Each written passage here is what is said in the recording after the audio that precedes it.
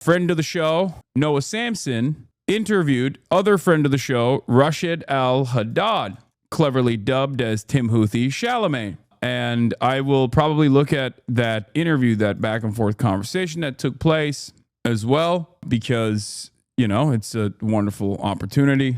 Rashid is a great dude overall and has been unjustly maligned and smeared over and over again for being a person who happens to live in Yemen, who also agrees with the actions of the Ansar Allah movement as it pertains to offering some sort of economic penalty or any penalty whatsoever to the criminal enterprise that is Israel for the crime of doing the worst crime of all time, a genocide. And of course, I wanted to point to this really quickly because this is like, we are so in the post 9/11 Obama era Islamophobia, where basically the pirate Houthi is on Noah's stream. Noah did a heart sign when asked if he supports what the Houthis are doing. This is insane. Holy shit, we're living in a bizarre world. For real, for real. How is this shit career ending? Just reported the stream for promoting terrorism. I'm disgusted. Dude just looks like evil. What the f? There's a knife around his neck. Like, what the f? Yeah, that's a ceremonial blade for Yemeni people. For those of you who don't know. Lemau, what the fuck? Even has his murder weapon on him. Fuck this timeline, bro. Yeah, the Jambia, which I asked him about when we had a conversation as well. It's actually so fucking insane. I can't believe this is so widely accepted and considered okay. Had genuinely thought we'd left this war on terror horseshit in the rearview mirror, or at least made it broadly uncool. I have a feeling this is Europe's fault. Yeah, this is it. Jambia. Literally everyone in Yemen has a fucking Jambia. Like, it's not even a stabbing dagger. It's a cultural one. But, of course, I feel like their political expression in most online, like, politics adjacent communities now is just like pure unrestricted Islamophobia. On the one hand, they claim, oh, we're pro-Palestine. On the other hand, they're like, every person that is pro-Palestine that isn't my white neighbor in Connecticut is a fucking terrorist. The only way to be pro-Palestine is if you are exactly like me, living in America, and every now and then saying, you know, it's really fucked up what's happening over there, huh?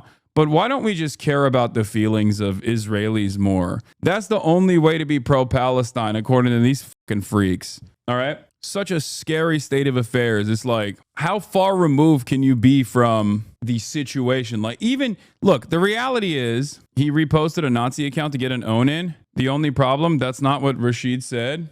Rashid is saying the Houthis are Yemenis, not that he's Houthi. What does he think this proves exactly? He's not saying he's Houthi. This man is beyond evil. This is dangerous. It could get him killed. Yeah, I don't think he cares. I think if the American government was like doing targeted executions in Yemen still, as they were for months on end, and this Yemeni civilian died in the process, and Ethan Klein contributed to that lie, he would not care. I think he was like, as long as I won an online argument in my mind, that would be valid. I'm seeing people get mad at you for your usage of girly pop as a substitute for anti-women terms. No, it's my expectation that like a girly pop community is supposed to not be fucking this Islamophobic. Anyway, this is a horrifyingly racist attitude to have in general, and really fucked up. And he's just going to keep fucking crying about it. But I do like that, you know, Noah found a way to contact Rashid and had him on the stream. I think it's nice to offer him a platform again and to have him speak his truth, you know.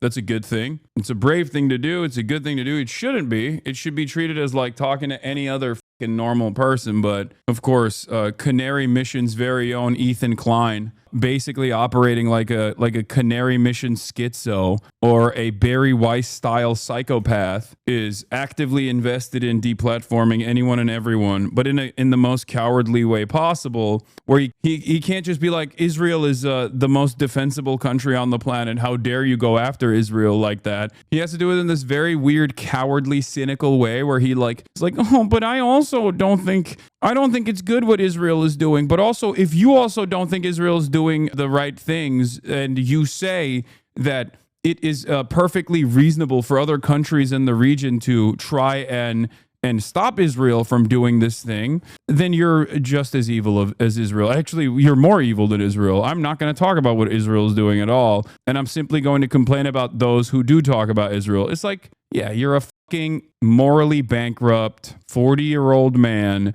who literally wants to fucking make personal drama around the genocide, the ethnic cleansing of 2 million Palestinians. That is the ultimate goal. That's the final solution. They're not hiding it. They're openly saying that they want to do it. This is Israel's plan. Netanyahu keeps coming out and saying that.